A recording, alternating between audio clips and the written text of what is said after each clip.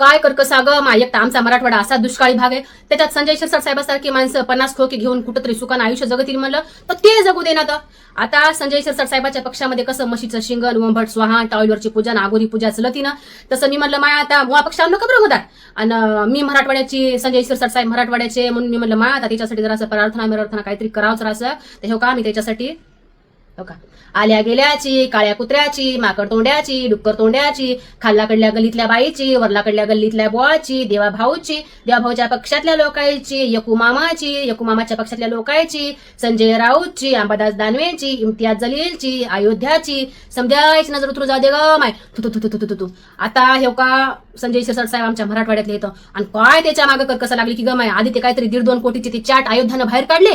त्याच्यानंतर संजय राऊत साहेबांना आता ही व्हिडिओ काढला. त्याच्या अगोदर इम्तियाज जलीलनं ते जमिनीचं प्रकरण बाहेर काढलं. अंबादास दानवेनं ते हॉटेलचं काढलं. काय ह्याच्या मागं लागले की ग माय. मी म्हणते एवढा भ्रष्टाचार काऊन करायचा असेल बरं. जरा लोकांना दान धर्म केलं तर असं काही मागं लागणार तरी नाही.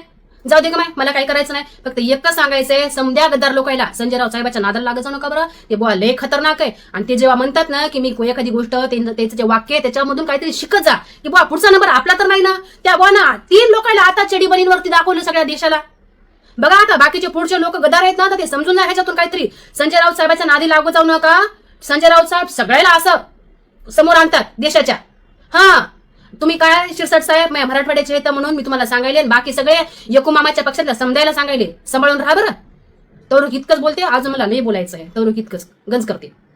हो का मी त्याच्यासाठी आल्या गेल्याची, काळ्या कुत्र्याची, माकड तोंड्याची, डुक्कर तोंड्याची, खाल्लाकडल्या गल्लीतल्या बाईची, वरलाकडल्या गल्लीतल्या बोळाची, देवाभाऊची, देवाभाऊच्या पक्षातल्या लोकांची, यकुमामाची, यकुमामाच्या पक्षातल्या लोकांची, संजय राऊतची, अंबादास दानवेची, इम्तियाज जलीलची, अयोध्याची, समजायची नजर उतरू जा दे ग माय. तू आता हे का संजय शिरसाट साहेब आमच्या मराठवाड्यातले येतं आणि काय त्याच्या मागं कर्कसा लागली की ग माय. आधी ते काहीतरी 1.5-2 कोटीचे ते चाट अयोध्यानं बाहेर काढले. त्याच्यानंतर संजय राऊत साहेबांना आता ही व्हिडिओ काढला. त्याच्या अगोदर इम्तियाज जलीलनं ते जमिनीचं प्रकरण बाहेर काढलं. अंबादास दानवेनं ते हॉटेलचं काढलं. काय ह्याच्या मागं लागले की ग माय. मी म्हणते एवढा भ्रष्टाचार काऊन करायचा असेल बरं. जरा लोकांना दान धर्म केलं तर असं काही मागं लागणार तरी नाही.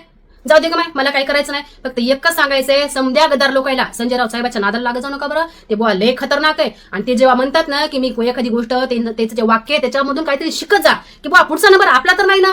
त्या बुवा ना 3 लोकांना आता चडी बनींवरती दाखवलं सगळ्या देशाला. बघा आता बाकीचे पुढचे लोक गदार आहेत ना, तर ते समजून नाही ह्याच्यातून काहीतरी. संजय राऊत साहेबाच्या नादी लागू जाऊ नका. संजय राऊत साहेब सगळ्याला असं समोर आणतात देशाच्या. हा तुम्ही काय शिरसाट साहेब मराठवाड्याचे आहेत म्हणून मी तुम्हाला सांगायले, बाकी सगळे यकुमामाच्या पक्षातल्या समजायला सांगायले सांभाळून राहा बरं.